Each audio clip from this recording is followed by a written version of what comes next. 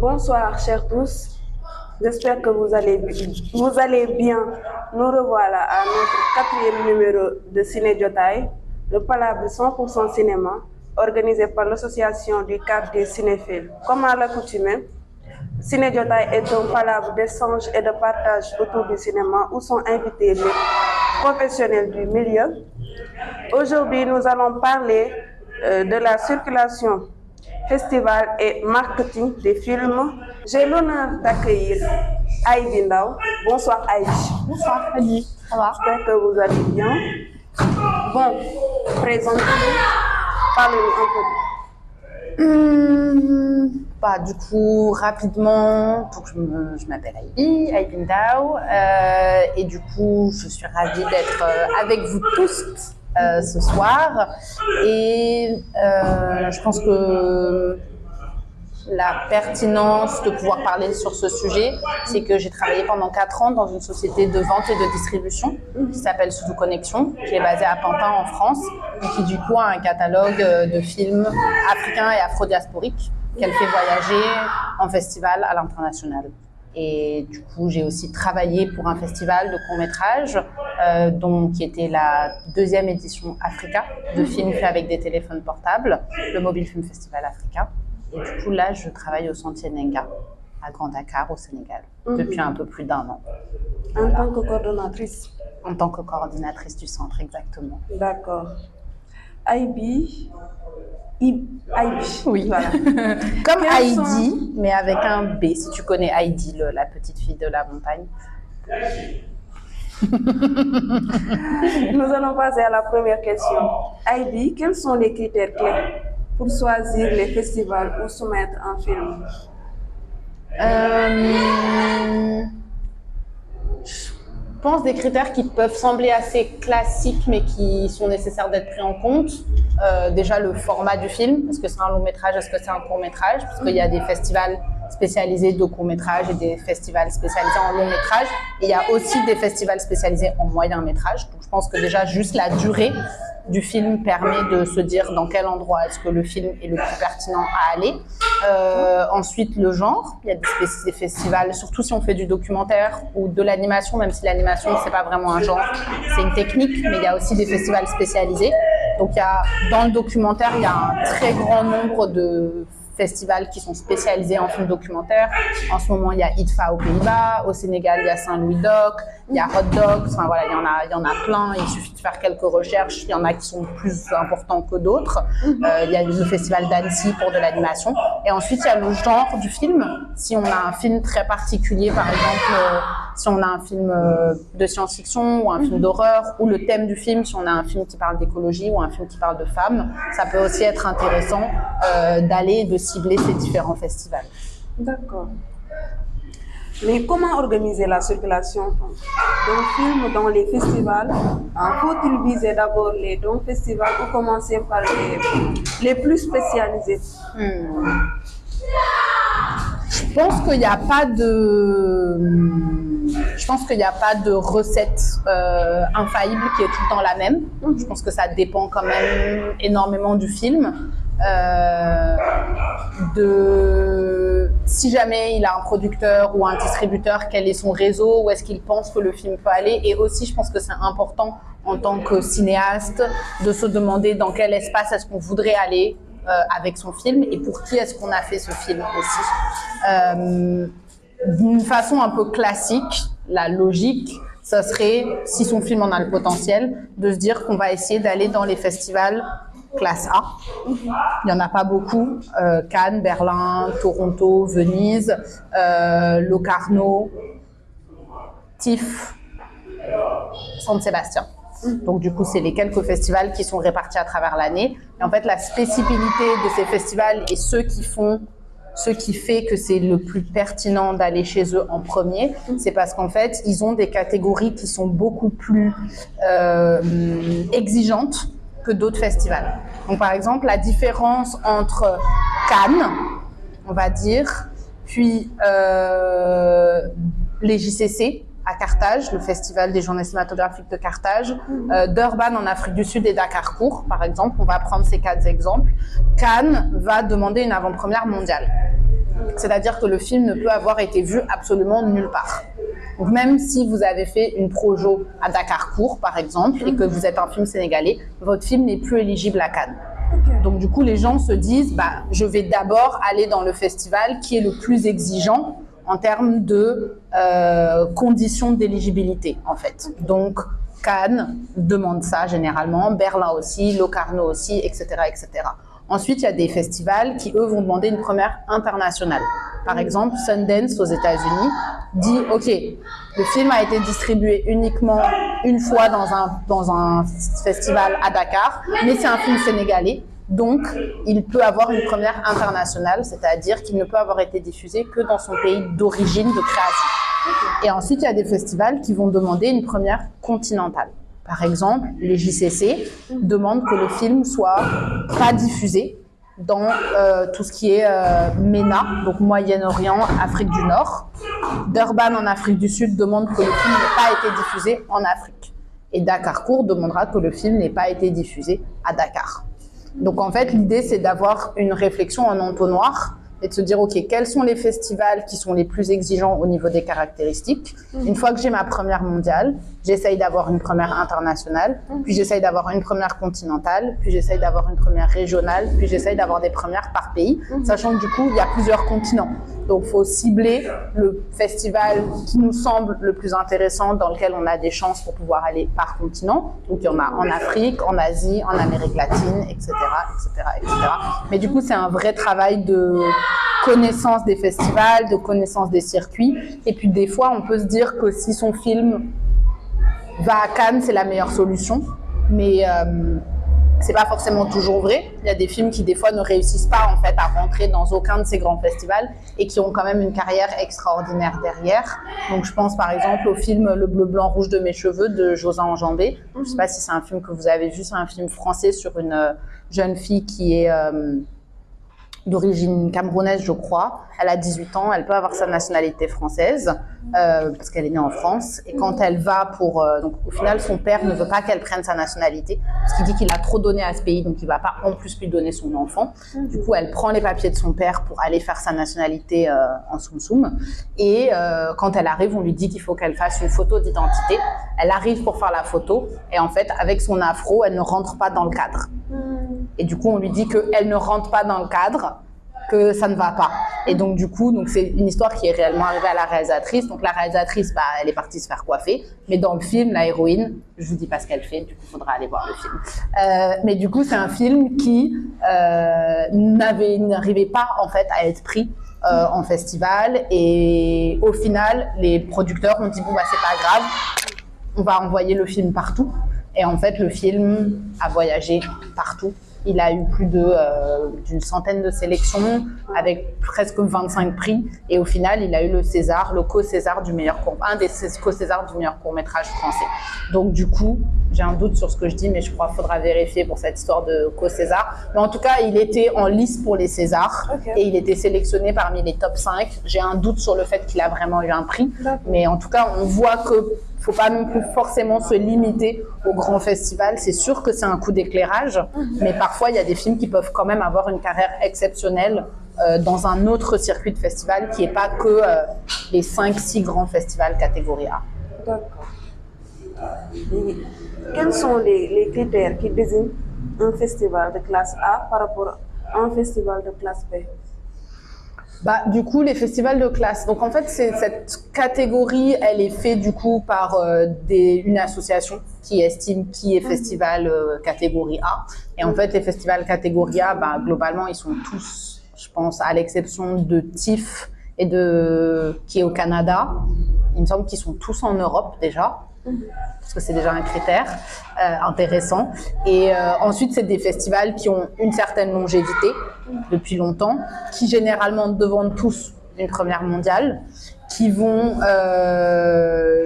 tous aussi avoir du coup une renommée. Parce que du coup, un festival, c'est pas juste un lieu qui va permettre de voir le film, mais c'est un lieu qui va lui donner de l'exposition.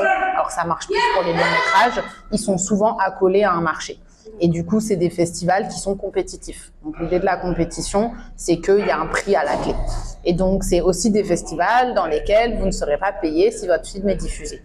C'est une différence qu'il y a entre des festivals compétitifs et des festivals non compétitifs. C'est pour ça que quand un festival vient vous voir et vous dit « parce que vous êtes un film africain, on va vous mettre dans une sélection Panorama », donc vous n'êtes pas dans la compétition officielle, donc vous n'avez pas de chance de gagner un prix. Donc il faut qu'ils vous payent parce qu'ils diffusent votre film, c'est normal. Ou en tout cas, il faut que vous demandiez pour leur faire comprendre qu'il faut qu'eux aussi participent en fait à cette industrie. Donc il y a des festivals compétitifs de catégorie A, il y a des festivals compétitifs qui ne sont pas de catégorie A mais qui sont aussi tout aussi importants, qui peuvent permettre de gagner des prix, qui peuvent donner de la visibilité. Et ensuite, il y a des festivals spécialisés, dont on a déjà parlé. Et puis, il y a des festivals non compétitifs qui, là, du coup, peuvent être intéressants en fin de circulation et dans lesquels il faut demander, idéalement, à avoir des frais pour qu'ils diffusent votre film. C'est le travail de votre distributeur, normalement. Quels sont les coûts associés à la solution et à la participation au festival et comment sont-ils financés?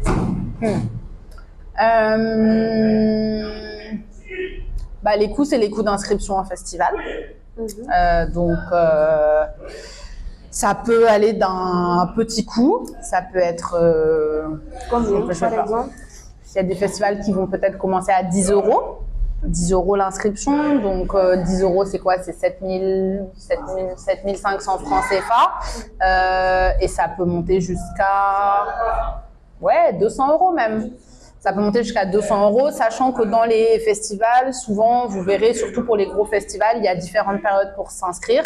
Il y a la early deadline, donc c'est la deadline qui est bien avant, et là, généralement, c'est moins cher. Donc, un festival qui est à 200 sera peut-être à 50. Ensuite, vous avez la regular deadline, donc c'est la date normale pour s'inscrire. Là, peut-être que ce sera 70. Et ensuite, vous avez la late deadline, et là, peut-être que c'est 100. Donc, du coup, si votre film est terminé, c'est toujours mieux d'essayer de s'inscrire en early.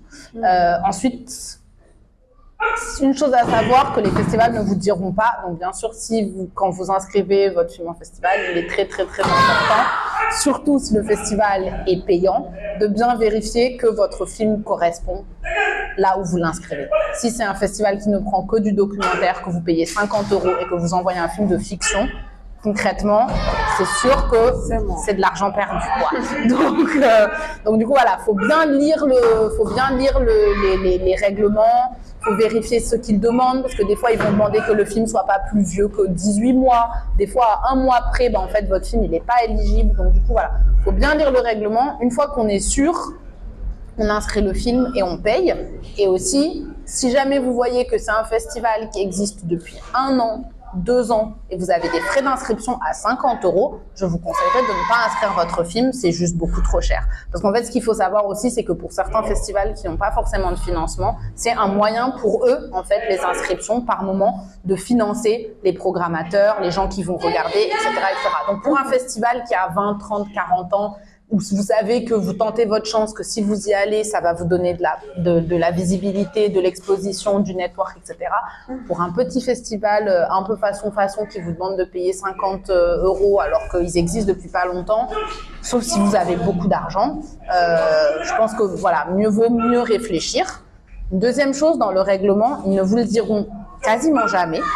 En fait, la plupart des festivals peuvent vous donner ce qu'ils appellent des vouchers.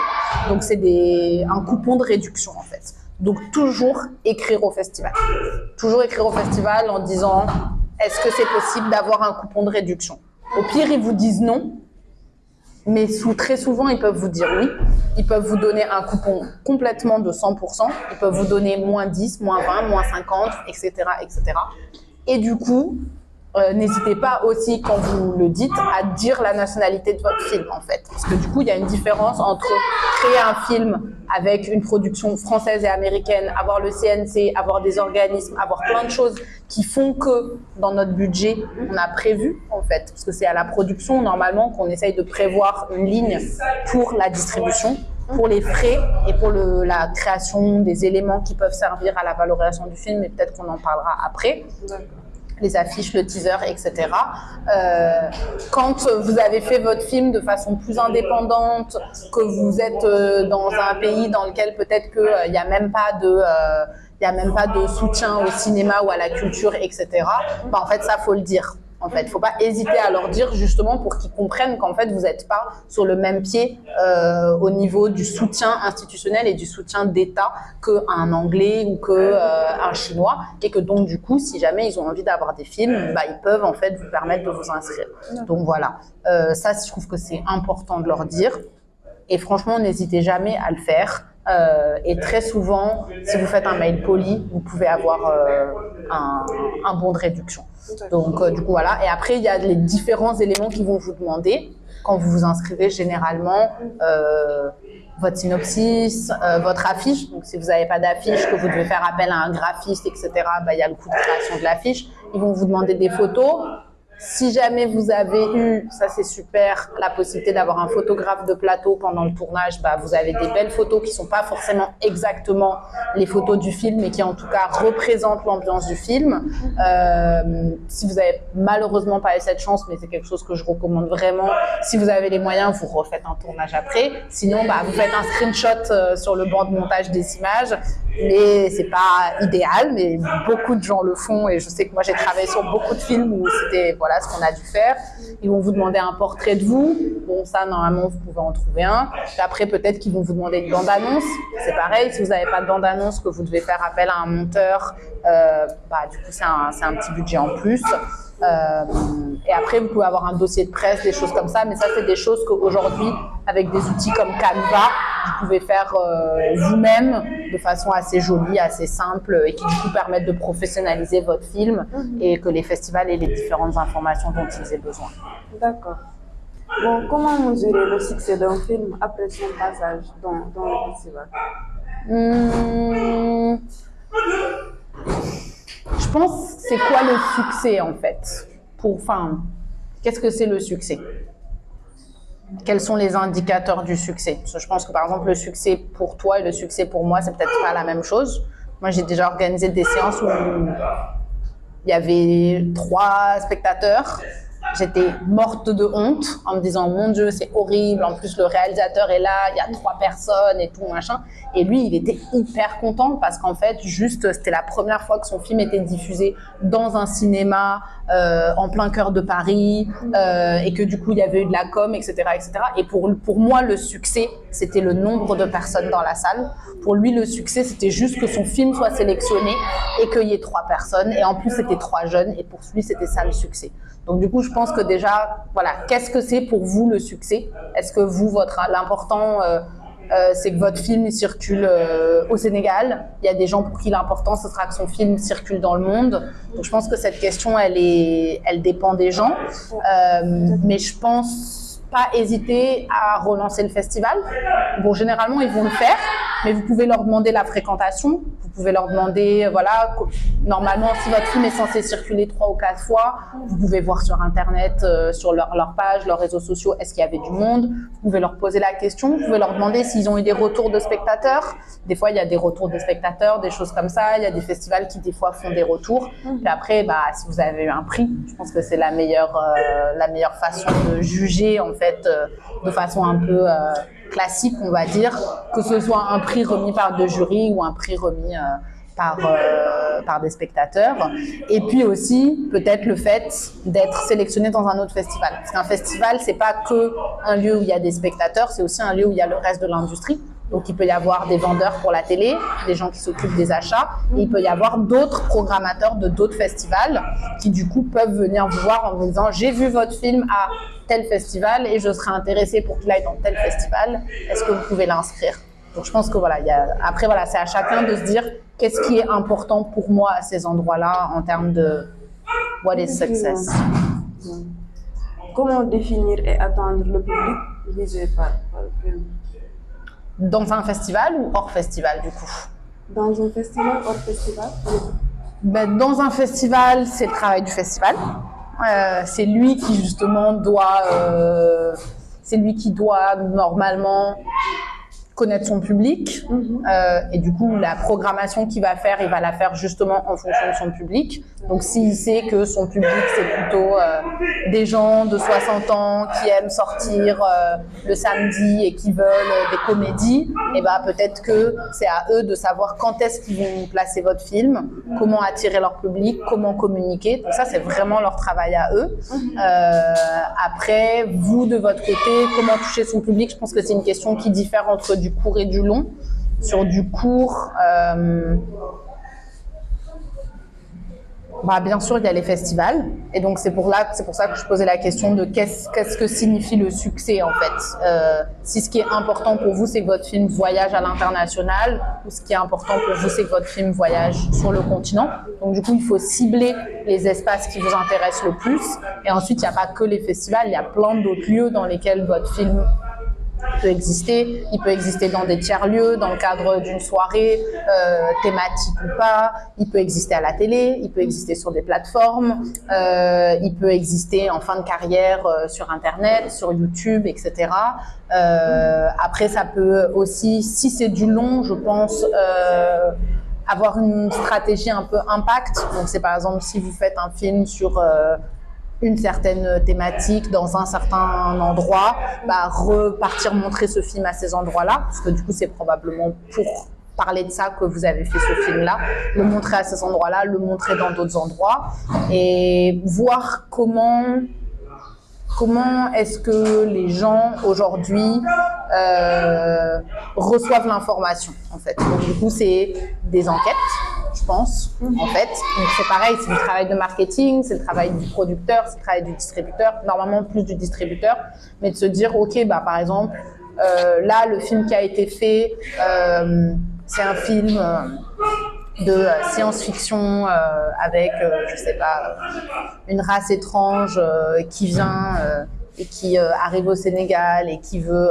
faire du commerce international entre Mars et le Sénégal, je sais pas. OK, qui est le public en fait pour ce film aujourd'hui? Est-ce qu'il y a un public pour ce film? Qui ils sont? OK, on va dire qu'ils ont entre 15 et 25 ans. Qu'est-ce qu'ils écoutent? Est-ce qu'ils écoutent la radio? Est-ce qu'ils écoutent Instagram? Est-ce qu'ils écoutent TikTok? OK, ils écoutent TikTok. Donc, du coup, c'est sur TikTok qu'on va aller et qu'on va faire du contenu pour qu'ils aient l'information, pour que quand le film sorte, ils aillent le voir au cinéma. Donc, du coup, ça, c'est toute une réflexion en amont du film et pendant la promotion du film. Du coup, de savoir qui est son public et une fois qu'on l'a identifié, comment aller le toucher pour essayer de le faire venir en salle, ou alors avoir une autre réflexion qui est de se dire qu'on va plutôt essayer de faire voyager le film sans que les gens aient à payer pour aller au cinéma. Et là, du coup, c'est quelque chose qu'il faut penser au stade de la production pour rajouter en fait dans sa production une ligne circulation. Et donc là, en fait, on part et du coup, on fait des projections dans les quartiers, en plein air, dans des endroits où il n'y a plus forcément de cinéma, où les gens n'auraient pas forcément la possibilité de. Et du coup, on fait voyager le film comme ça. D'accord. Bon. Donc, quel rôle jouent les plateformes numériques dans la promotion du film?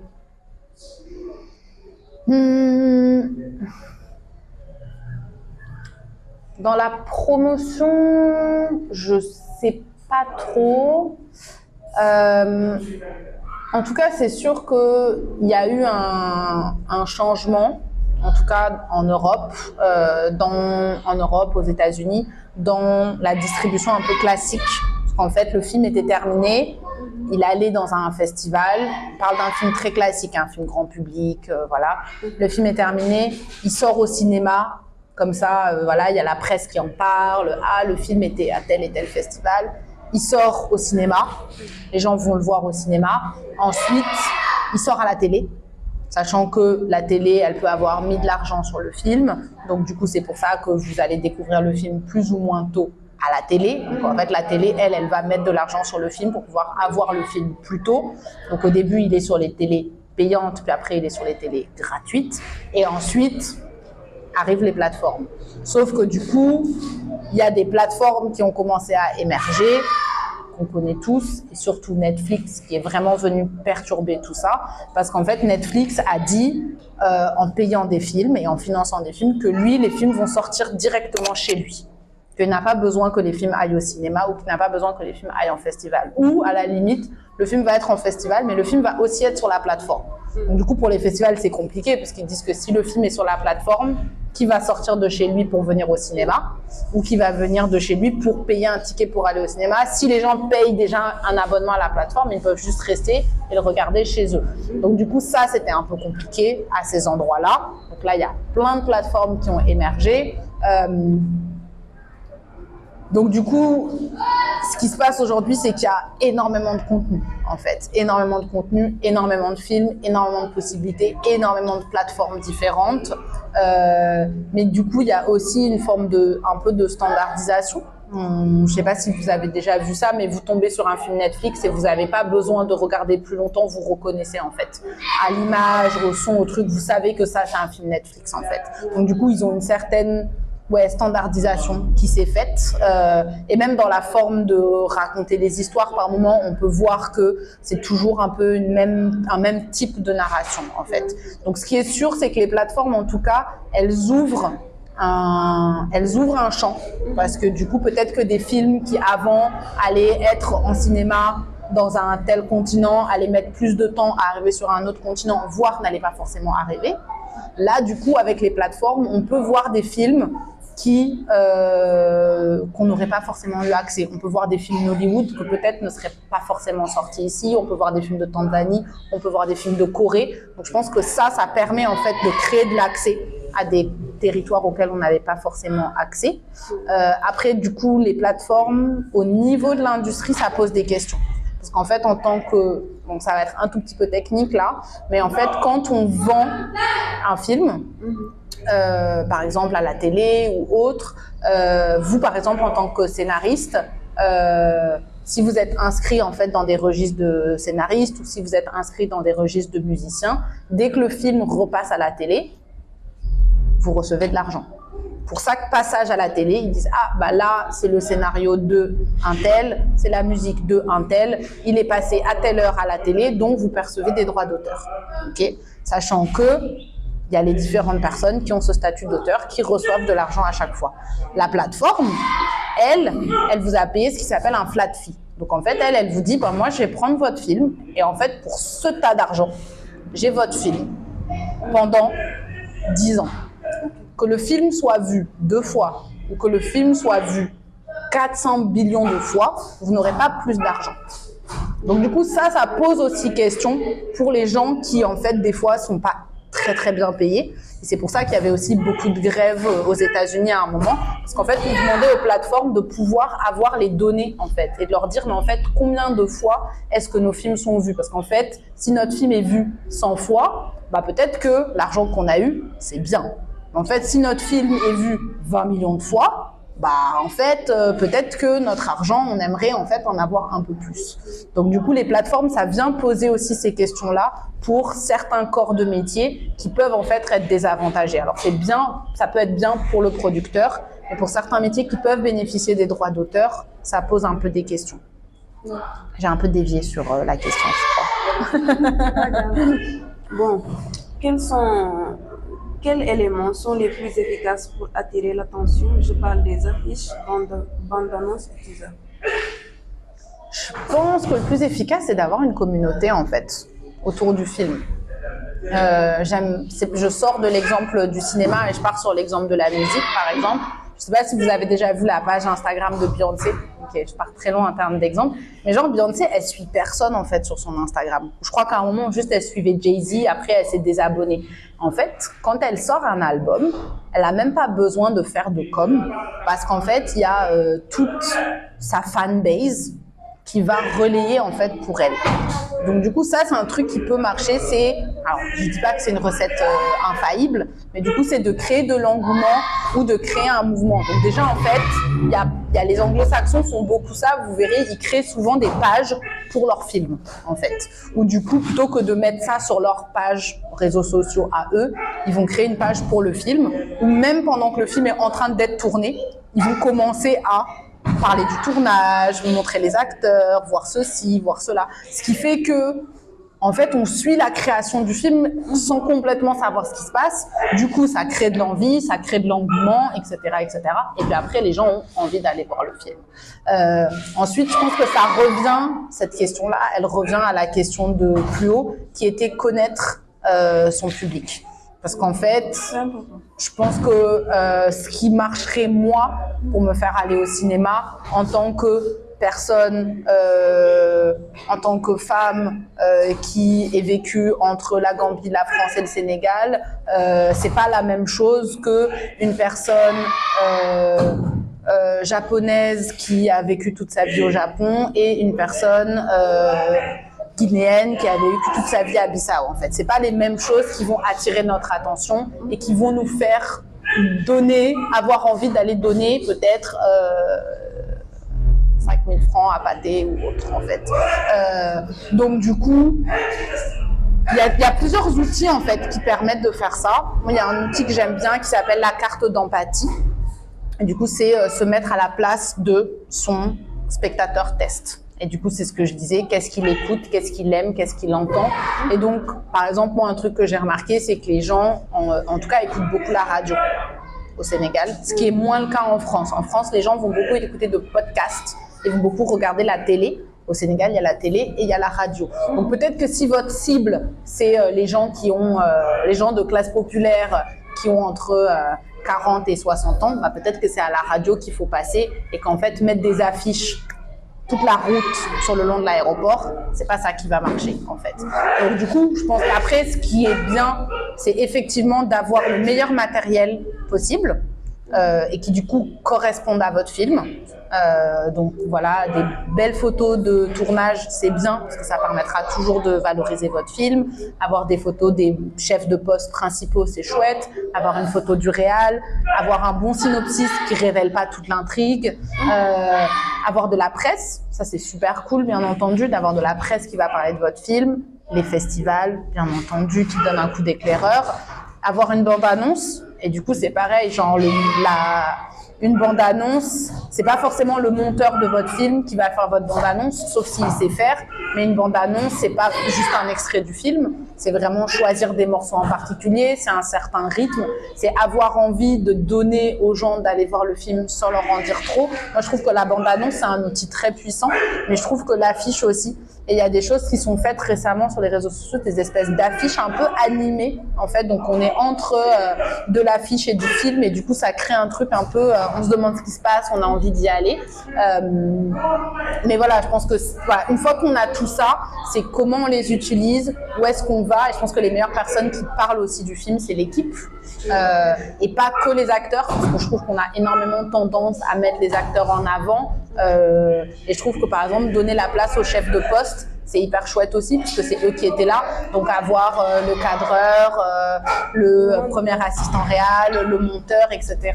Les gens qui peuvent aller, qui peuvent parler du film. Mais je pense que voilà, c'est vraiment qui est notre public, où est-ce qu'il est, et à partir de là, quels sont les meilleurs éléments qu'on a pour pouvoir aller les encourager à venir voir le film. Dans un schéma de distribution classique, bien entendu.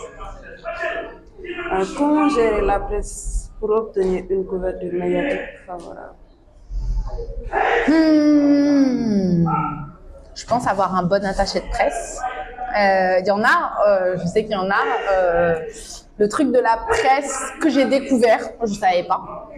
J'ai découvert ça quand je travaillais au Mobile Film Festival. En tout cas, en France, il y a des projos presse. On fait une projo privée, on invite la presse.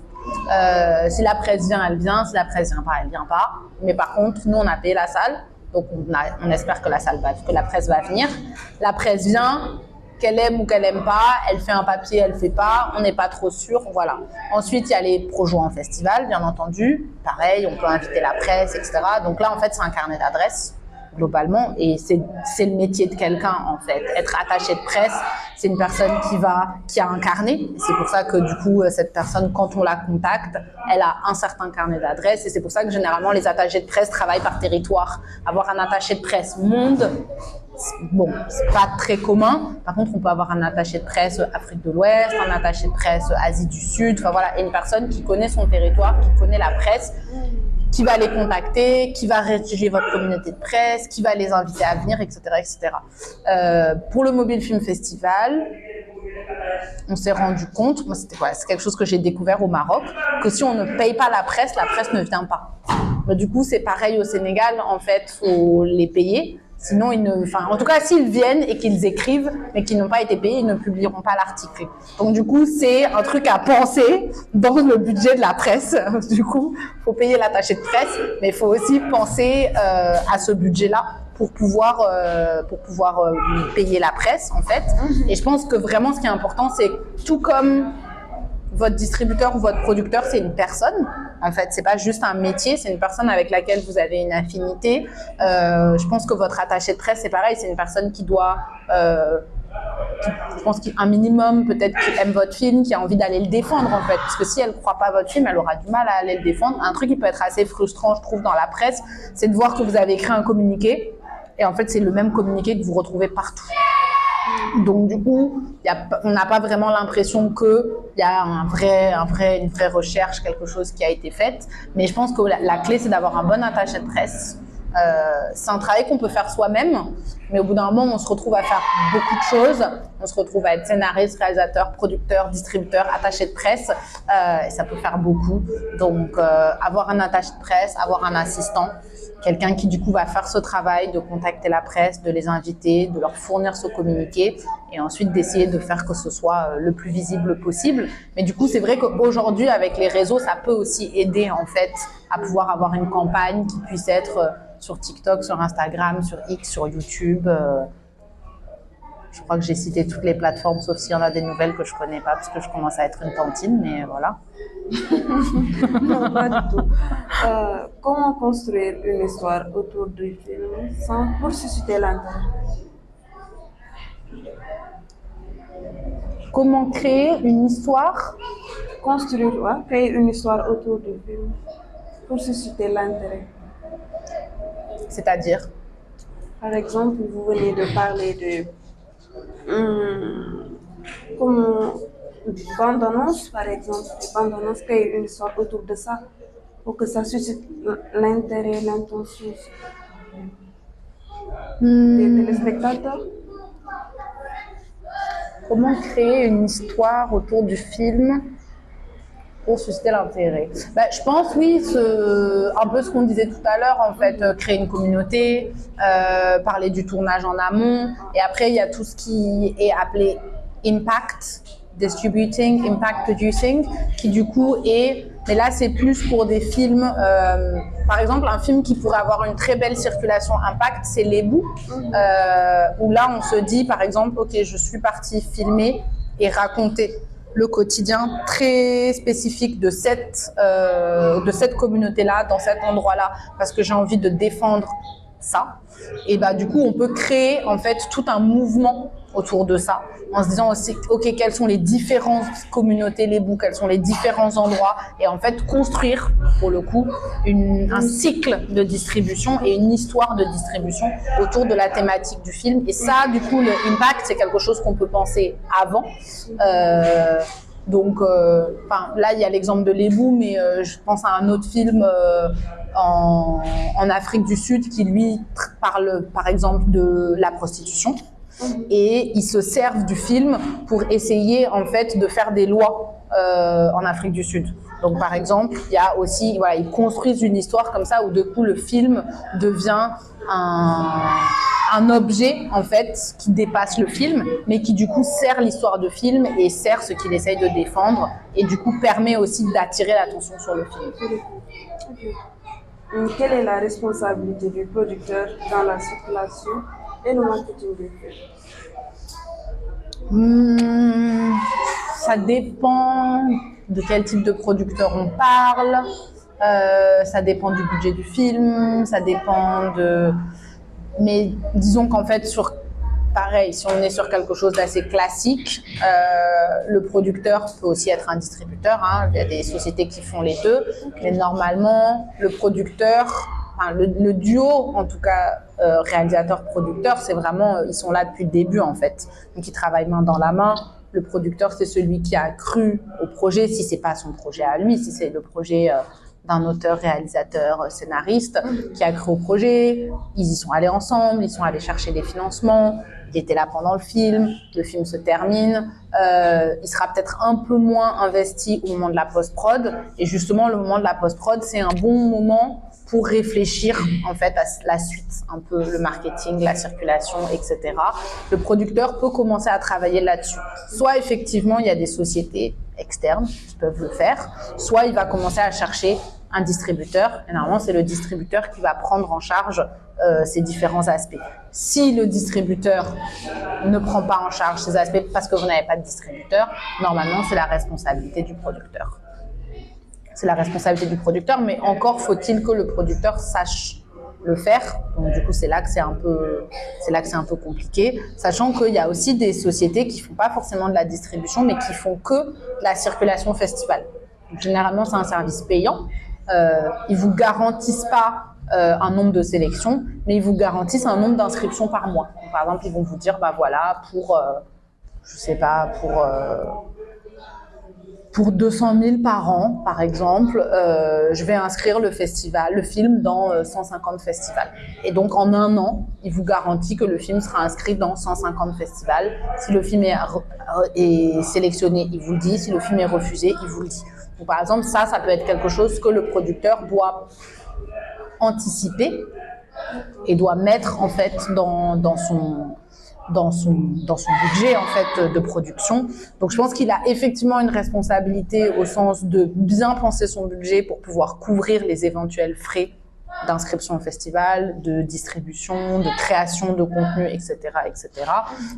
Après, s'il ne trouve pas de distributeur ou le bon distributeur qui convient, c'est sûr que c'est compliqué, mais normalement, c'est un peu de sa responsabilité à lui, à ce moment-là, de faire en sorte que le film voyage dans la mesure de son savoir-faire, bien entendu. Comment les collaborations avec des marques ou des associations peuvent-elles renforcer la visibilité du film? Renforcer la visibilité, je ne sais pas. Enfin, la collaboration avec une marque, je sais. Moi, je n'ai jamais travaillé sur des films où la collaboration arrive après. Généralement, j'ai plutôt travaillé sur des marques où la collaboration arrive avant, bien avant. Et du coup, c'est des films qui parfois ont un petit peu de mal à exister. Parce que par exemple, peut y avoir Chanel ou Gucci qui du coup en fait vont payer des créatifs pour faire des petits courts-métrages. On n'est pas forcément obligé de voir le logo Chanel dans le film, c'est pas du tout une pub en fait. Ça peut vraiment être un très beau court-métrage. Je me rappelle plus de la marque. J'ai un doute, j'ai envie de dire Gucci, mais je suis vraiment pas sûre, qui avait justement financé un film qui s'appelle Wata de Ronan Mackenzie. Le film est très beau, il est très poétique, un peu entre film de danse, mais du coup, il est aussi considéré comme un film de mode en fait, parce que du coup, il est rattaché à une marque qui du coup a financé le film. Et là où ça peut être compliqué avec des marques, en fait, c'est que eux, comme ils ont financé le film, ils vont parfois demander que le film soit disponible sur leur plateforme. Et là, pour la circulation festival, ça peut être un peu compliqué. Par contre, ce qui est chouette, c'est qu'ils ont financé votre film et que vous êtes payé. Donc du coup, je sais pas, c'est pareil, qu'est-ce qu'on va chercher quand on va faire ce type de collaboration? Parce qu'on s'attend pas forcément à ce que son film puisse avoir une grande circulation, justement parce que parfois, il est déjà disponible sur YouTube, il est déjà disponible en ligne, etc. Et du coup, au niveau des festivals, ça leur convient pas parce que ça respecte pas en fait leurs conditions d'éligibilité. Mais par contre, ça peut être des moments en tant que créatif qui permettent de souffler. En fait, il y a plein de réalisateurs qui par moment vont faire de la pub parce qu'en fait, la pub c'est très très bien payé. Et du coup, ça permet à un moment de souffler, de pouvoir savoir que bah là, on se fait un peu d'argent et puis derrière, on peut repartir faire des projets qui nous plaisent plus, qui nous touchent plus et sur lesquels on sera peut-être dans une situation un peu moins... Et avec les associations, je pense que les associations, ça rentre dans ce à quoi je faisais référence tout à l'heure, de l'impact en fait. Donc, par exemple, voilà, on fait un film sur la prostitution, bah, peut-être qu'on peut se rapprocher de toutes les associations qui sont dans la prévention, qui sont dans le soutien, qui sont dans l'aide, qui sont dans etc., et les contacter. Et du coup, elles, en fait, elles peuvent relayer le film, en fait, dans ces endroits-là. On peut organiser des projections chez elles. Du coup, ça permet de faire un vrai maillotage, en fait, en allant dans différents endroits et du coup, d'avoir des relais et de toucher des gens que seuls, on aurait plus de mal à. Donc, je pense que ouais, les associations, c'est des super partenaires et des super relais. Et ça marche effectivement très bien dans le cas où on a un film un peu à thème, en fait. C'est quelque chose qui fonctionne très bien. D'accord. Pouvez-vous partager des exemples de films ayant retenu des festivals pour atteindre un large public? Des exemples de films ayant retenu des festivals? Pour atteindre un large public. Des exemples de films qui ont été en festival et qui ensuite ont atteint un large public. Ouais, c'est ça.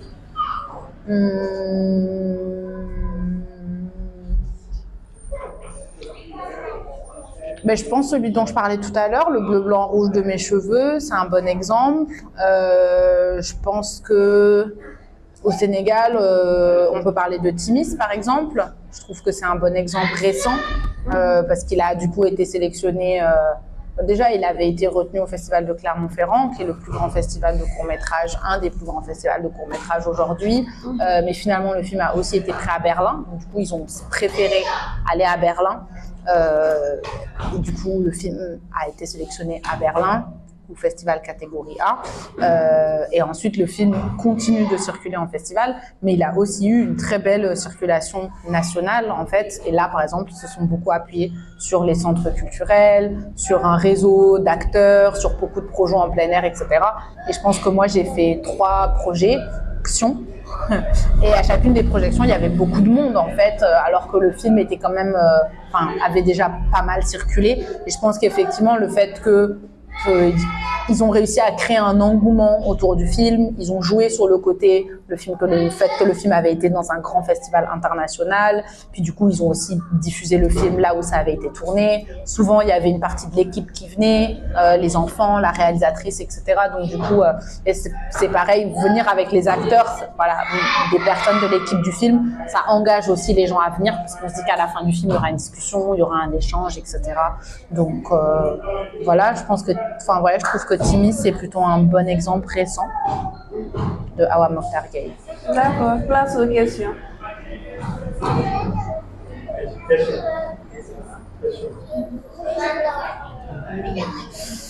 Pas de questions. En fait, moi, ma question, c'est que nous, les jeunes cinéastes, des fois, on veut faire des films. Moi-même, j'ai travaillé à des films où ce n'était pas payé.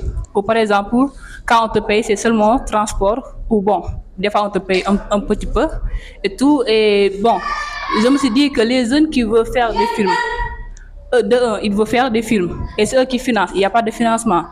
Et après, c'est eux qui vont payer les festivals. Parce que ça que tu as dit après, c'est eux qui vont payer les festivals. C'est eux qui vont payer les distributeurs. Et tout et tout. Après, le film voyage, les gens vont regarder et c'est tout. Bon, je ne sais pas pour eux, mais pour moi, c'est seulement donner une leçon ou peut-être faire passer un message, quelque chose comme ça. Mais ça, quand ça soit, son choix, il y a des personnes qui veulent, bon, vraiment que leur film soit sélectionné et payé. Il y a des personnes qui veulent juste que leur film soit projeté au festival, que les gens voient ce qu'ils ont fait et tout. Pour ton premier film, oui, ça, j'accepte pour ton premier film, bon, ça peut être ça, mais pour ton deuxième ou trois films, après, bon, ça doit pas être comme ça, hein. Tout le temps, c'est toi qui payes et tu ne reçois rien. Bon, j'aimerais te poser des questions pour qu'à ça et tout, tu me réponds. Ben, je pense que, c'est un constat aussi de qu'est-ce qui est disponible dans le pays en fait.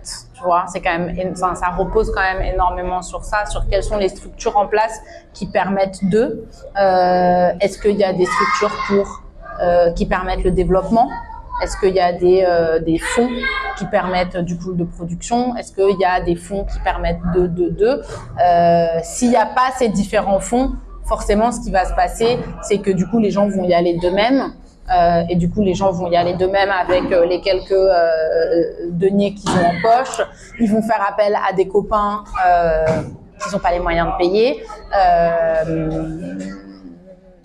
Et c'est l'importance justement d'essayer d'arriver vers de la professionnalisation. Et donc, ça veut dire, effectivement, on peut faire ça pour son premier cours. Après, il y a des gens qui font ça tout le temps. C'est aussi toi, qu'est-ce que tu acceptes, je pense, quelle est la limite que tu te fixes aussi en tant que jeune cinéaste ou en tant que technicien. Est-ce que tu acceptes de travailler 5 fois pour la même personne en n'ayant que ton pass qui soit pris en charge, ou est-ce qu'au bout d'un moment, tu te dis en fait, là, mon temps, il est précieux, j'ai un loyer à payer, je ne peux pas continuer à travailler gratuitement. Et c'est toujours, enfin, voilà, c'est pas manichéen, en fait. C'est pas oui, non, c'est pas blanc, noir. C'est aussi par moments peut-être que sur certains films, c'est ce que je disais tout à l'heure par rapport à la pub, en fait. À certains endroits, on peut accepter de dire, j'accepte de travailler gratuitement parce que c'est un petit projet qui me tient à cœur et je sais qu'ils n'ont pas d'argent. Et par contre, sur un autre projet, tu te fais bien payer et du coup, ça te permet, en fait, d'arriver à un équilibre. Ça peut être des choses comme ça. Après, tu n'es pas censé payer ton distributeur, hein. Si jamais c'est toi qui payes ton distributeur, tu peux payer ton distributeur pour le service, d'accord? Mais ce service, il y a des choses qu'on peut exiger de ce service. Si on paye et que on paye pour 150 inscriptions, faut vérifier que les 150 inscriptions elles sont faites. On peut attendre un minimum de retour aussi, savoir où est-ce que le film circule, etc. Où est-ce que le film circule pas. Et c'est pour ça que je dis, si jamais vous vous retrouvez vous-même à pas avoir de distributeur, à inscrire votre film vous-même, et si demain vous avez un distributeur, dites-lui de bien demander des frais d'inscription gratuits. Parce qu'en fait, si votre distributeur il vous fait payer le service, mais qu'en plus il paye les inscriptions, c'est pas lui qui va payer les inscriptions, il va vous les facturer en fait. Donc du coup, ça vous fait double peine à payer.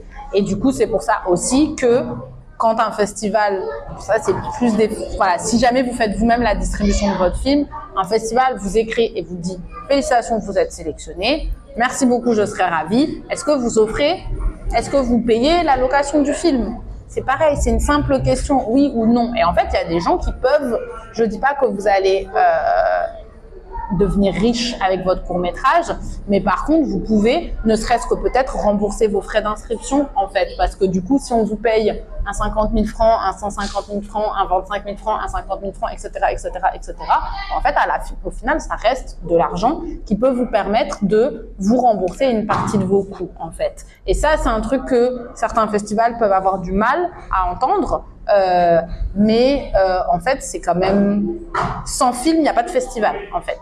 Donc du coup, c'est aussi un cercle vertueux auquel il faut aussi que les festivals acceptent de prendre part. Le meilleur moyen après pour financer votre prochain film, rembourser, etc., ça reste la vente. Parce que du coup, la vente, c'est ce qui va être le plus intéressant. La vente télé, bien entendu, parce que du coup, les plateformes, par moment, voilà, c'est pareil, on revient sur les plateformes. Il y a différents types de plateformes. Il y a des plateformes qui, elles, vont vous payer à la vue. C'est-à-dire, votre film est sur leur plateforme. Donc ça, c'est ce qui va être de la VOD. Votre film est vu peut-être 50 fois. Un visionnement, c'est 100 francs. Et ben, vous allez avoir 50 fois 100 francs. Eux, ils vont prendre 30% et vont vous donner le reste. Il y a ça comme modèle. Il y a d'autres modèles où effectivement, ils vont acheter les droits de votre film. C'est ce que fait TV5, c'est ce que fait Canal+, c'est ce que fait BBC, c'est ce que fait Al Jazeera. Eux, ils vont prendre les droits de votre film pour un certain nombre de territoires.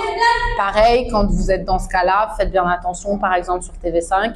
TV5, quand ils achètent votre film, en fait, votre film se retrouve aussi sur la plateforme TV5 Monde+. Si votre film se retrouve sur TV5 Monde+ sur la plateforme et que votre film est en circulation festival, ça pose problème. Voilà. Après, vous avez aussi plein d'autres endroits, des endroits institutionnels en fait, des médiathèques, des universités, qui eux du coup vont payer des tout petits droits. Mais en fait, une fois qu'on met tout ça bout à bout, mais c'est pour ça qu'en fait, un distributeur, c'est un vrai travail d'orfèvre en fait. C'est aller chercher des lieux, contacter des gens et surtout réfléchir au meilleur endroit pour votre film. Parce qu'en fait, inscrire comme ça en vrac, c'est pas forcément la meilleure chose et c'est aller défendre le film en fait. Moi, des fois, j'ai eu des festivals qui m'ont dit oui, le film il est pas incroyable. Et voilà, donc je leur réponds oui, d'accord, mais en fait, c'est un film qui est fait dans l'urgence. C'est un film qui est fait dans le Nord Kivu. C'est une des rares femmes réalisatrices à pouvoir filmer cette région. Je pense qu'en fait, ce serait hyper déplacé d'avoir un film hyper beau, hyper léché, etc. quand on connaît la situation de la RD Congo. Donc en fait, vous êtes un festival de documentaires qui se tacle en fait de pouvoir parler du monde tel qu'il est aujourd'hui. En fait, ce film, c'est ce qu'il fait avec les moyens du bord. Et donc du coup, c'est aussi parfois, faut y aller, faut se remonter les manches. Et pareil, quand ils disent non, en fait, on paye pas de droits.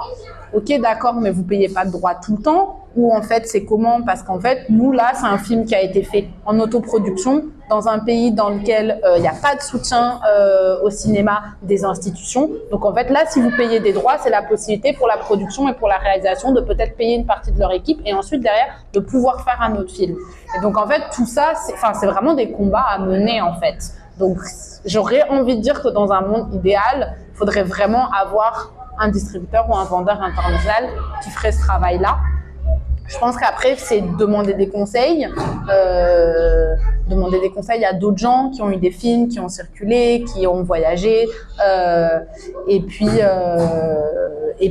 essayer effectivement au stade de la production de sécuriser le plus de choses possible en fait. Voilà, si ça répond un peu à ta question.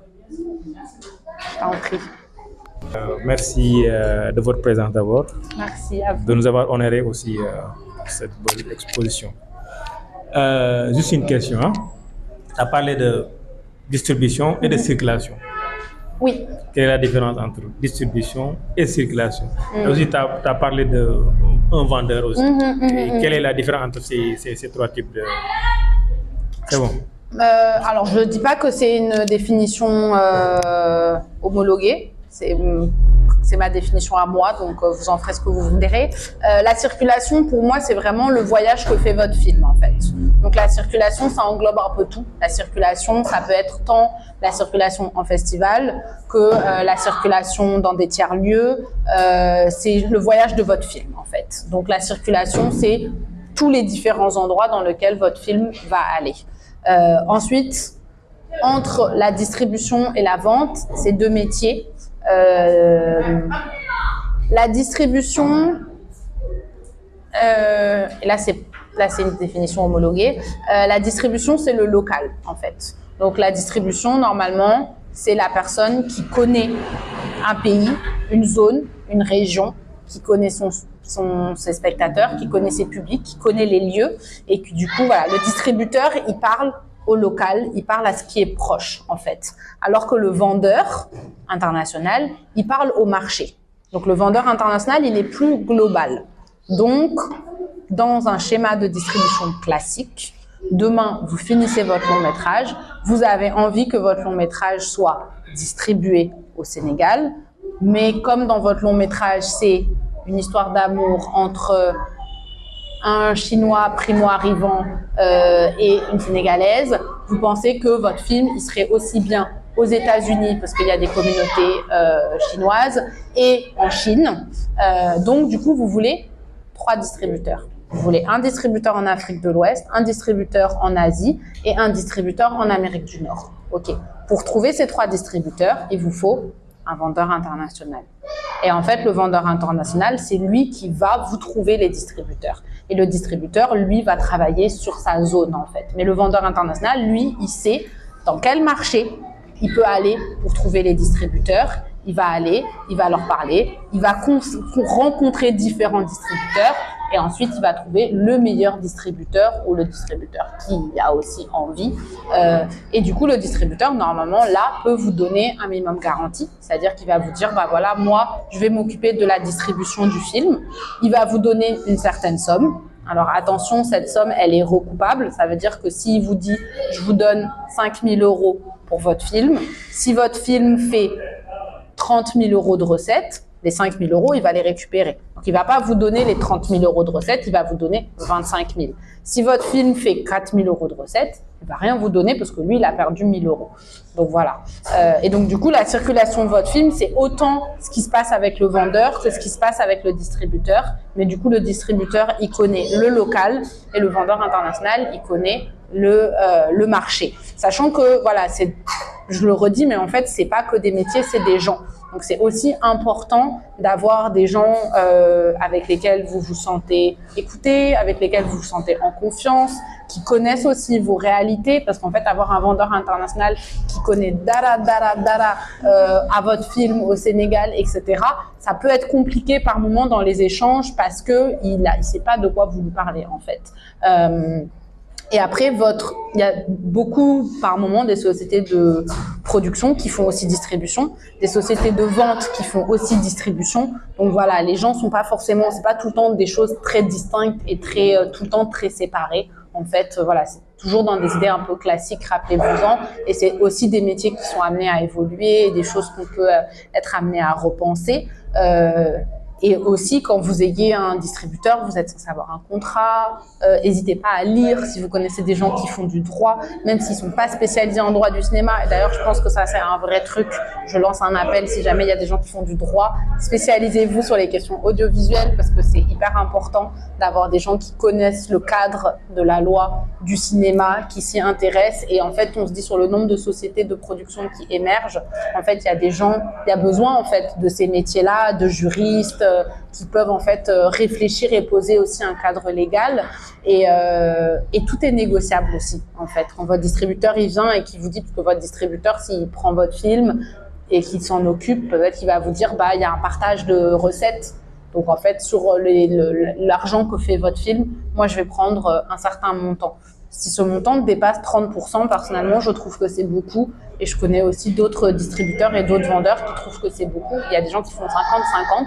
C'est beaucoup 50-50, sachant que c'est vous qui avez mis l'argent sur le film. Donc, on se retrouve plutôt sur du 25, 30, parfois 35. Moi, je trouve que 30-70, c'est assez fair, en fait. 30% pour lui, 70% pour vous. Et enfin, voilà, faut quand même faire attention à ces histoires de contrats, de choses comme ça, parce qu'en fait, on donne son film à quelqu'un quand on travaille avec un distributeur. Il peut le prendre pour un certain nombre d'années, il peut le prendre pour un certain nombre de territoires, il peut le prendre. Et en fait, des fois, ça arrive plutôt, moi, ça m'est arrivé plutôt côté festival, de contacter le réal, etc. Et en fait, le réal, des fois, on lui dit, voilà, on n'a que ça comme somme. Et en fait, la société de production, elle dit non. Et le réal, il a beau dire oui, la société de distrib, c'est la société de distrib, elle dit non, c'est elle qui a les droits, donc en fait, elle dit non, et donc en fait, le film, il circule pas. Et il y a des histoires comme ça de films qui, en fait, restent dans des placards, parce que du coup, la société de distribution, à un mois, elle dit non, à un mois, elle bosse sur un autre film, à un mois, etc. Et en fait, votre film, vous l'avez donné à quelqu'un, et votre film, il n'est pas vu, il voyage pas. Enfin, et les films sont faits pour être vus. Enfin, on fait ces films pour qu'ils voyagent, quoi. Donc, voilà.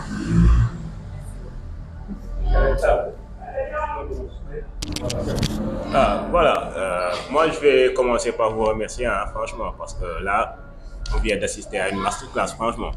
Parce que j'ai beaucoup appris par rapport à ce que vous avez dit et tout. Et je trouve dommage aussi que ça en reste là, quoi. Normalement, ça devrait être vulgarisé dans d'autres émissions pour que beaucoup d'autres gens puissent avoir toutes ces informations-là, quoi. Voilà. La question que je voudrais vous poser, c'est comment vous trouvez aujourd'hui le climat cinématographique au Sénégal, tout en sachant que il fut un temps, le Sénégal était un pays phare concernant dans le cinéma africain, quoi. Aujourd'hui, est-ce que vous trouvez que nous sommes sur la bonne voie? Ou bien si vous trouvez aussi des choses à améliorer, voilà, que vous nous dites ça. En plus de cela, comment comptez-vous, avec tout ce que vous connaissez dans le cinéma, comment comptez-vous mettre ça entre les mains de nos autorités pour qu'au moins qu'elles puissent agir en conséquence pour que voilà, quoi, le cinéma sénégalais puisse en bénéficier. Voilà, merci. Merci. Par rapport à l'état du cinéma au Sénégal, moi, j'ai pas fait d'études sociologiques spécifiques, mais si on fait un peu un comparatif, mais qui est vraiment propre à moi et à ce que j'ai pu voir. Effectivement, ça a été un pays phare. Ça reste quand même un pays qui compte, en fait. On a encore un certain nombre de longs métrages qui sortent par an. On a des grands noms qui sont connus à l'international. On a des festivals, on a des cinémas. Enfin voilà, on a des sociétés de production, on a des sociétés de distribution. On peut faire notre post-prod. On a un fonds Voilà, on a un fonds. Exactement. Il y a d'autres pays sur le continent qui n'ont pas forcément ça. Alors, il y a d'autres pays qui ont plus aussi. L'Afrique du Sud, le Maroc, mais c'est pas les mêmes histoires. Il y a aussi des histoires coloniales qui sont assez fortes, en fait, qui sont très différentes. Il y a des pays qui montent. Ça, c'est sûr. Le Kenya, par exemple, c'est un pays qui monte en termes de là où on les retrouve. Il y a des pays aussi qui pensent complètement différemment la façon de financer le cinéma. Par exemple, le Rwanda, ils ont un truc très do-it-yourself, en fait, où ils vont moins attendre, par exemple, quelque chose de la part des institutions. Je trouve qu'il y a un truc...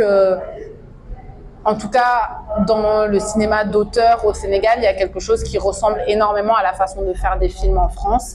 C'est un parcours très... on écrit son film, on le développe, on trouve un producteur, on va chercher des financements, on va faire de la coproduction internationale, on va aller dans un lab, dans un deuxième lab, dans un troisième lab, on va sécuriser le financement, on va réaliser le film, on va le produire, il va sortir en salle, etc., etc. Alors que par exemple, au Rwanda, je trouve qu'on sent par exemple l'influence anglo-saxonne, où ils vont beaucoup plus être dans une forme peut-être un peu plus de débrouillardise, ils vont moins attendre quelque chose d'institution, d'État, etc. Mais c'est des façons de... je pense, de faire société aussi qui sont très différentes. Après, je trouve que il y a aussi, par exemple, la Côte d'Ivoire qui a aussi créé son fonds et qui va très vite. On a un bureau d'accueil des tournages. Enfin, je trouve que il y a en tout cas, moi, je trouve qu'il y a une ébullition, en tout cas, où il y a plein de choses. Il y a plein de ciné-clubs. Il y a quand même plein d'écoles. Il y a plein de différents lieux où on peut faire différents types de cinéma.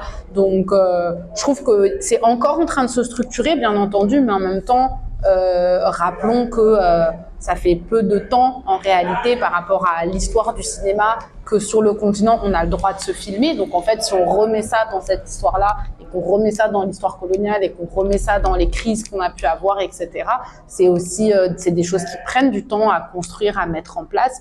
Mais je trouve qu'il y a de la formalisation. Je trouve que c'est intéressant que des lieux qui ressemblaient plus à des labs essayent vraiment de se structurer en école, essayent d'avoir des formations qui soient plus certifiantes mais qui soient diplômantes. Donc je trouve qu'il y a quand même énormément de choses qui avancent plutôt dans le bon sens et qui sont assez enthousiasmantes pour ce qui va arriver demain en fait. Après, bien entendu, je pense que c'est ce qu'on voudrait tous, c'est d'avoir beaucoup plus de fonds, en fait, parce que c'est vrai que avoir un fonds qui englobe en fait toutes les différentes étapes, bah, ça fait beaucoup de gens pour le même fonds. Donc, je pense qu'on aimerait avoir plus de fonds, avoir plus de facilité aussi à pouvoir en fait accéder en fait à ces fonds-là, avoir plus de soutien aussi et là je pense pas que le cas du Sénégal, mais même les différents pays d'Afrique de l'Ouest en fait, d'avoir plus de soutien des États en fait à ces endroits-là, parce que je pense que malheureusement la culture est souvent vue comme quelque chose qui est pas essentiel, alors qu'en fait en tout cas moi je suis intimement convaincue de la portée essentielle des arts et surtout du cinéma, qui est quelque chose qui par le son et l'image se véhicule et peut en fait transformer beaucoup de choses Donc voilà. Et bah, je pense, c'était quoi la deuxième partie de la question? Qu'est-ce que je fais de tout ce qui est dans ma tête?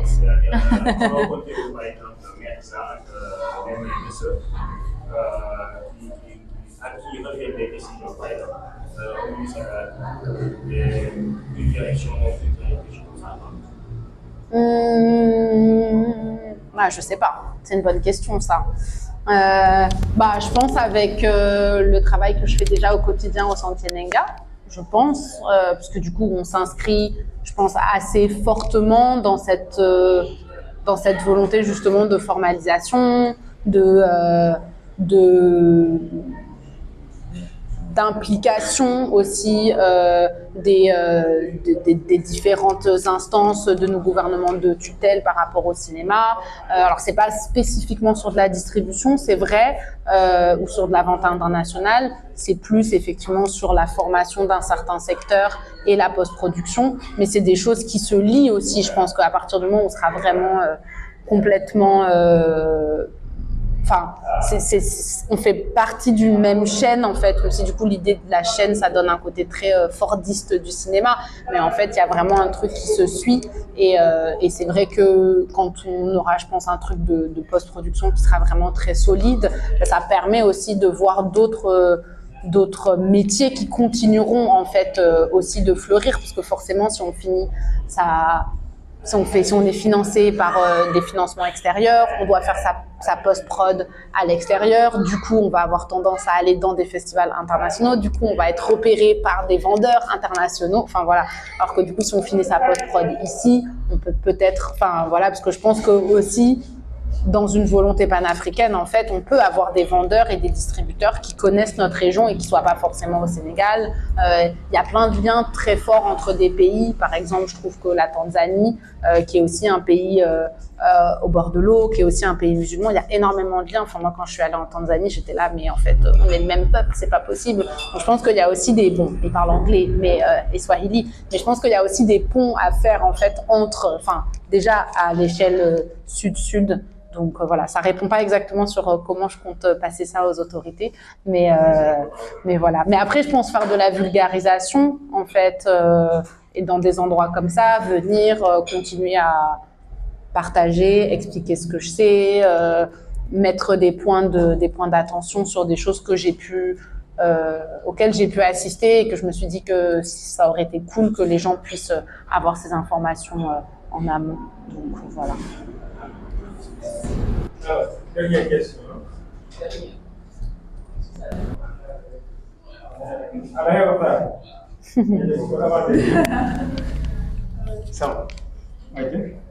Bon, bonsoir. Hein?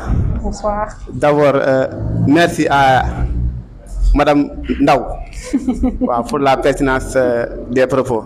Franchement, bon, on s'est bien régalé, quoi. Bon, moi, j'ai des questions. La première est que, bon, une bonne partie des gens, des personnes, jugent la notoriété d'un film sur le nombre de prix qu'il a gagné dans un festival, ou bien, bon, sur le nombre de fois qu'il s'est mis en compétition dans un festival. Maintenant, est-ce que vous faites le même jugement, ou bien vous avez un jugement différent de cela? C'est la première question. La deuxième question est, en quoi le fait de participer dans un festival peut booster un film, ou bien peut booster la promotion d'un film? Est-ce que vous avez un cas pratique sur un film qui, au début, bon, faisait quelques pas pour se relancer, mais une fois participé dans un festival, ce film a fait un pic, quoi? Est-ce que vous avez un cas pratique à nous expliquer, quoi? Merci beaucoup. Alors, du coup, je vais commencer par le cas pratique. Je vais prendre un film qui s'appelle, je vais en parler parce que du coup il y a le long qui va sortir bientôt. Ça s'appelle Timnao de Nelson Foy. C'est l'histoire ça se passe en Guadeloupe. C'est une petite île, c'est une colonie française en fait, à côté de la Jamaïque. Et c'est l'histoire d'un petit bandit, mais vraiment un petit bandit de bas étage, qui un jour trouve devant son appartement un cabas un sachet dans lequel il y a un bébé. Et il y a écrit Timonao, ce qui veut dire c'est ton enfant. Et du coup, il va essayer de comprendre à qui est la maman de ce Timoun et est-ce que ce Timoun est vraiment le sien. Et donc, s'ensuit tout un périple. Voilà. Ce film se termine début 2020. Début 2020, je ne sais pas si vous vous rappelez, c'est pas une période top en fait mondialement. Et le réal, lui, voilà, il a beaucoup d'attentes, comme tout réal qui finit son film. Il souhaite des grands festivals, il souhaite être à l'international, etc., etc. Et c'est dur, hein. C'est vraiment dur. Tous les grands festivals disent non. Clermont-Ferrand dit non. Et donc, au bout d'un moment, on lui dit, écoute, est-ce que ça te va qu'on parte sur les festivals spécialisés? On va partir sur les Black Film Festivals, en fait. Donc, du coup, c'est les festivals qui sont faits par des personnes noires, en fait. Dedans, la condition, c'est d'être une personne noire, qu'on soit africain, qu'on soit afro-américain, afro-caribéen, calédonien, etc., etc. Et donc, le film est sélectionné dans Black Star Film Festival, qui du coup est un festival fait par des personnes noires aux États-Unis. Et à partir de là, le film part dans tous les festivals. Je pense qu'il a gagné 25 prix. Il a fait des très grands festivals comme il a fait des plus petits festivals. Déjà, il a une très belle circulation dans sa zone géographique. Donc, je pense qu'il a été en Guadeloupe, en Martinique, en Jamaïque, en Haïti, à Saint-Vincent, à La Réunion, à Madagascar, aux Comores, sur le continent, en Asie, ce qui est compliqué pour des films avec des Noirs de voyager en Asie quand même. Il a été en Corée, puis il a été aux États-Unis, il a été en Amérique du Sud, au Brésil, en Colombie, en Argentine, etc. Il était préacheté par Canal+. Et pareil, il a été en lice pour le meilleur court-métrage français. Donc, du coup, voilà. Donc, et c'était intéressant parce qu'il y a eu des festivals qu'il avait refusés la première année, qui ensuite, en retombant dessus, nous disent mais comment on est passé à côté. Donc aussi, des fois, ça arrive en festival. Pareil, un conseil, n'inscrivez pas votre film en festival le dernier jour. Je ne dis pas ça parce que c'est plus cher. Je dis juste ça parce que moi, en tant que sélectionneuse aussi pour des festivals, je suis beaucoup plus attentive en début de visionnage. Là, par exemple, je commence à regarder mes films. Je prends mon temps, je regarde le film tranquillement, je prends des notes, je suis pas stressée, etc. Plus la sélection va avancer dans le temps, plus les gens vont se mettre à inscrire et plus je vais recevoir des films. Et donc, en fait, vers la fin, vers les derniers jours, il y a un pic d'inscription parce que les gens se disent « Oh mon Dieu, c'est la fin » et ils inscrivent tous. Et là, je me retrouve avec énormément de films à regarder dans peu de temps. Et donc, en fait, forcément, votre film a intérêt à être exceptionnel pour que, du coup, il remonte. Alors qu'en fait, si je l'avais vu au début, peut-être que j'aurais été... j'aurais eu un regard encore plus neuf, en fait. Alors que là, peut-être qu'il vient, c'est le 500e film que j'ai vu, qui parle encore du même sujet. Et donc, en fait, j'en ai déjà vu tellement que, voilà. Bon, alors, si votre film est bien entendu, et que vous ne pouvez pas l'inscrire avant le dernier jour, n'hésitez pas. Mais si vous pouvez éviter d'attendre le dernier jour pour inscrire votre film, je pense que c'est pas mal. Mon critère de sélection pour mon critère d'appréciation pour un film, à quel endroit? En tant que moi, Aibindao, personne, en tant que moi, anciennement distributrice, en tant que moi, coordinatrice du centre Enega, à quelle casquette tu t'adresses? En tant qu'une personne qui a acquis les bases du cinéma, qui a un œil cinématographique de la sorte. Ouais, non, je pense que la première chose à laquelle je fais gaffe, c'est la photo. La toute première chose que je regarde dans un film, c'est la photo. Ouais, genre s'il y a une belle photo, si l'image me plaît, si les couleurs me plaisent, c'est la première chose à laquelle je vais faire gaffe. Ensuite, ça va être le son. Et ensuite, ça va être si je ressens des émotions ou pas, en fait. Des fois, il y a des films qui sont très très bien, qui sont de très bonne facture. J'ai vu un film récemment Le film était bien. Il était propre, il était bien réalisé, la photo était belle, le son était beau. Mais je suis un peu ressortie de là en mode ah. Et du coup, les gens me demandaient est-ce que tu as bien aimé le film? Je disais bah oui, c'est bien en fait, mais juste moi, ça m'a pas touchée. Et je pense que moi, c'est ça que j'attends. Enfin, ce que j'attends du cinéma, c'est que ça me provoque des émotions. Que des fois, c'est la même histoire qu'on connaît déjà, mais en fait là, elle est racontée différemment. Elle te prend par surprise. Ça, c'est pour de la fiction. Par exemple, pour le documentaire, je vais être moins fixée sur la photographie, par exemple, pour du documentaire, parce qu'on n'est pas aux mêmes endroits, c'est pas les mêmes conditions de tournage. Par moment, pour certains sujets, je trouve que c'est pas hyper bienvenu d'avoir une image hyper léchée, parce que ça veut dire que tu étais là avec tes mandarines et tout, alors que je sais pas ce que tu filmes ou quoi. Donc, après, en tant que sélectionneuse, ce que je vais faire, c'est que je vais regarder en fonction de ce que le festival me demande. Donc, par exemple, pour le festival pour lequel je sélectionne en Afrique du Sud, ils me disent juste on veut des très bons films. Moi, je sais pas ce que ça veut dire un très bon film, mais globalement, ce que je vais faire, c'est que je vais regarder le film. C'est pareil, je vais faire attention, je pense, à la technicité. Est-ce que l'image n'est pas floue? Est-ce que y a pas des noirs qui restent? Est-ce que le son est compréhensible? Parce que des fois, on a vraiment un travail du mixage qui n'est pas possible. En fait, on n'entend pas. Des fois, on a une image qui est vraiment surexposée, qui est cramée. Enfin voilà, là, il y a vraiment des défauts techniques. Mais si l'écriture est très bien et que la réalisation est très bien, ça peut être rattrapable, ça n'empêche pas. Et ensuite, je pense que je vais faire attention à certaines choses, au regard, par exemple. Je sais que je me rappelle d'un film qui était un film afro-américain et moi j'avais dit que ce film me posait beaucoup de problèmes par rapport au regard du réalisateur. Moi je sentais que c'était une personne blanche qui filmait des noirs et en fait j'aimais pas du tout la façon dont il représentait les corps, dont il représentait la violence. Je trouvais qu'il y avait un truc de violence un peu gratuite et que je pense qu'une personne noire n'aurait pas filmé ça de cette façon-là en fait, et que du coup le film avait déjà plein de prix en festival, plein de sélections, et du coup j'ai dit bah dans ce cas-là très bien, il n'a qu'à continuer sa vie et ses sélections ailleurs, mais pas ici en fait. Donc je pense que je vais aussi faire gaffe à qui raconte l'histoire. Ça, c'est important pour moi. Est-ce que c'est ton histoire à raconter aussi?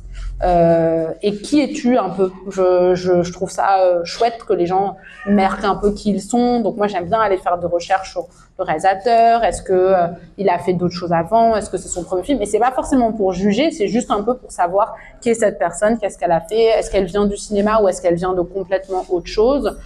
S'il y a une lettre d'intention, je trouve ça très chouette. C'est les différentes choses qui vont me servir aussi à me faire une idée plus vaste que juste le film en fait. Parce que des fois on voit le film, mais en fait quand on lit la note d'intention, qu'on découvre qui est la personne, ça nous ouvre autre chose sur le film que des choses qu'on verrait juste de son point de vue à soi en fait. Donc voilà. Donc je fais pas vraiment attention au nombre de sélections. Merci Aibi, donc merci pour la présentation. Moi, je pense que j'ai 3 questions. Donc, autant 2. C'est pas grave. Non, 3, tu as dit 3 ou tu as 2? Non, je vais aller quoi. Donc, tantôt vous disiez que il y avait pour les festivals, il y a des classes. Il y a des classes A, classe B. Et moi, j'ai vu le film dans les Gomis qui a fait 2 festivals. Par exemple, il a fait FESPACO, il a remporté le Talon d'Or. Il a fait Berlinale, où il a remporté l'Ours Blanc. Donc, qu'est-ce qui s'explique cela? Donc, est-ce qu'il a fait Berlinale? Parce que FESPACO, c'est avant que... non, FESPACO, c'est avant Berlinale. Pourquoi il a fait les 2 festivals? Donc, ça, c'est une question. Okay. Et l'autre question, en tant que distributeur, qu'est-ce qui te faisait chier de travailler en tant que distributrice? Qu'est-ce qui me faisait chier, quoi. Qu'est-ce qui te faisait mal de faire la distribution? Qu'est-ce qui te plaisait pour ce métier? Et enfin, qu'est-ce que je voulais dire? Il y avait une question que j'ai oubliée. Waouh. Ouais, après, peut-être, ça va venir. Donc, il faut commencer, après, ça va venir. Quoi. Tu parles de Félicité? Ouais, Félicité, exactement.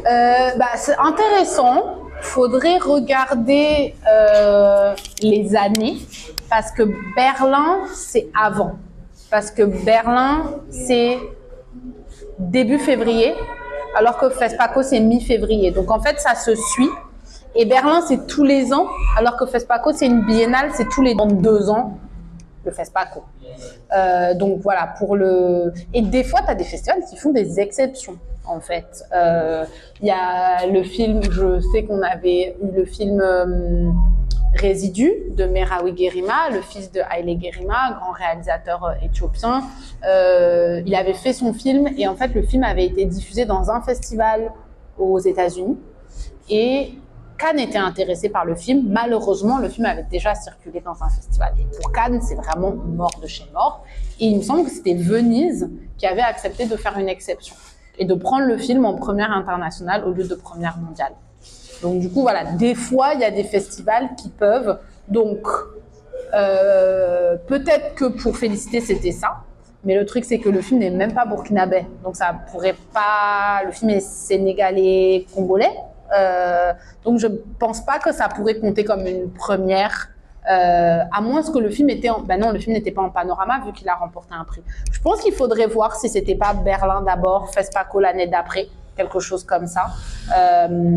Mais tu as des festivals comme Sundance, tu vois, je parlais la dernière fois du film Mami Wata. Mami Wata, il a fait sa première mondiale à Locarno et ensuite il a fait sa première internationale à Sundance. Donc, du coup, voilà, c'est des choses comme ça qui par moments sont possibles. Ça dépend aussi de la volonté du festival de pouvoir parfois un peu tordre les codes, quoi. Et je trouve que ces histoires de première, ça peut faire sens pour du long, pour du court métrage. Je trouve ça moins cohérent. Par exemple, Clermont-Ferrand ne demande pas de première. En fait, il demande juste que le film n'ait pas été inscrit à Clermont-Ferrand. Le film peut avoir voyagé ailleurs en France. Parce qu'en fait, ils savent que les gens En fait, le court-métrage a peu d'espace pour être vu. Un court-métrage ne va pas sortir en salle de cinéma. Donc, du coup, les différents espaces où ils vont voyager, c'est forcément au festival. Donc, en fait, dire dans ce festival, il faut que le film n'ait pas encore été vu. Bon, c'est sûr que s'il y a 2 festivals dans la même ville, c'est un peu compliqué. Mais même si le court-métrage a voyagé à Cannes et à Paris, le temps que le film arrive à Clermont, c'est pas les mêmes publics, en fait. Donc, du coup, ça change pas grand-chose pour du court-métrage, en tout cas. Donc, voilà. Et l'autre question, c'était quoi? Ah oui, qu'est-ce qui me fatiguait et qu'est-ce qui me plaisait? Je pense que ce qui me plaisait, c'était tout le travail de stratégie, en fait. Justement, se demander quel serait le meilleur endroit pour faire la première mondiale, internationale, chercher les festivals. Tout ce travail de recherche, c'est quelque chose que j'aimais beaucoup. Aller chercher peut-être des films qui se ressemblent un peu, où est-ce qu'ils ont été, ou alors si c'est le deuxième film d'un réal, quels étaient les premiers festivals où le film avait sélectionné pour le resélectionner, parce que les festivals, ils aiment bien des fois suivre un réalisateur sur plusieurs années. Donc je pense que j'aimais beaucoup toute cette partie-là. De planification un peu de la circulation.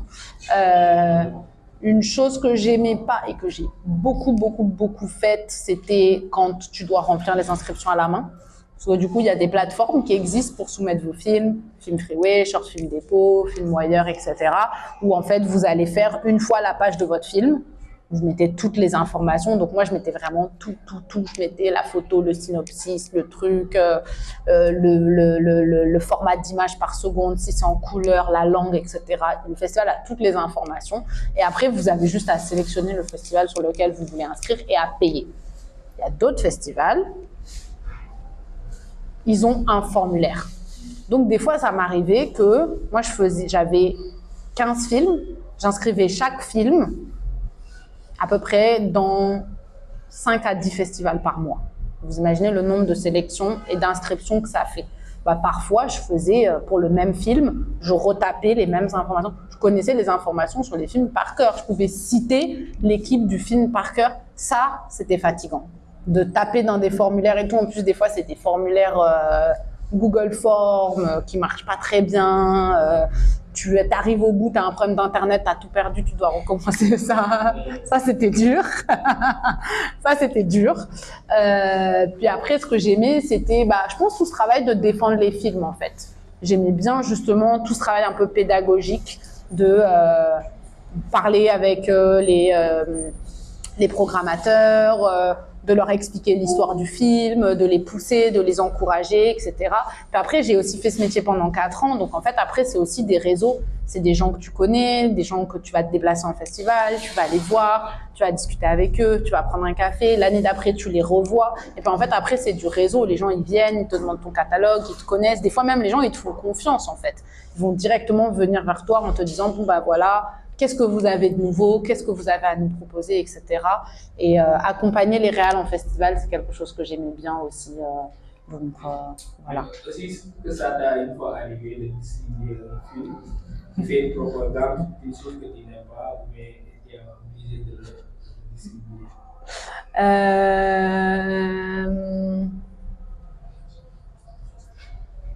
Alors, propagande de quelque chose que j'aime pas, non. Et je pense que c'est aussi ce qui était... Je pense que c'est ce qui était très important pour moi chez Soudou. Et c'était pour ça que c'était aussi très dur de partir. Quand je suis partie de chez Soudou, je me suis dit je ne vais jamais retrouver une structure dans laquelle je crois autant au projet, en fait. Parce que là, du coup, c'était vraiment...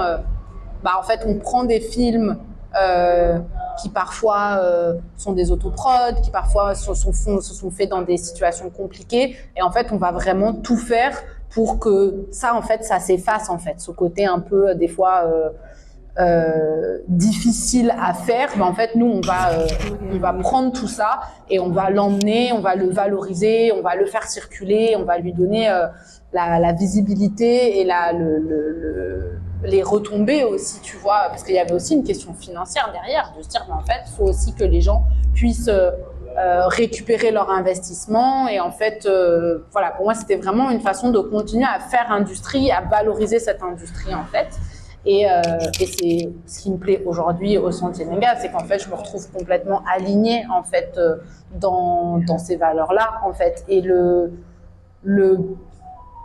le catalogue de Soudou, c'est globalement un catalogue de gens qui sont des très belles personnes, des gens très chouettes, qui font des beaux films, qui racontent des histoires des 4 coins du monde. Et ça, c'est quelque chose que j'aimais beaucoup, le fait que c'était des films faits par des Africains, mais aussi des films faits par des Noirs en France, des films faits par des gens dans les Caraïbes. Il y avait même un film fait par une personne noire qui vivait en Chine. Enfin, voilà, donc il y a plein d'histoires de toutes nos personnes, nos diasporas qui sont là, qui se croisent.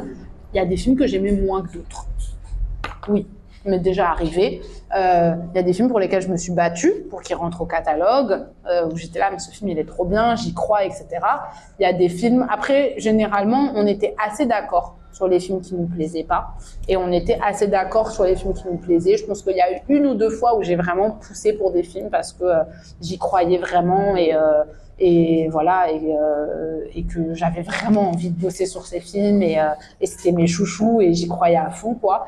Et je pense qu'il y a peut-être un film, mais c'est pas que le film était pas bon, c'est plutôt que je me suis posé la question pendant la circulation du film de pourquoi est-ce que ce film circulait aussi bien.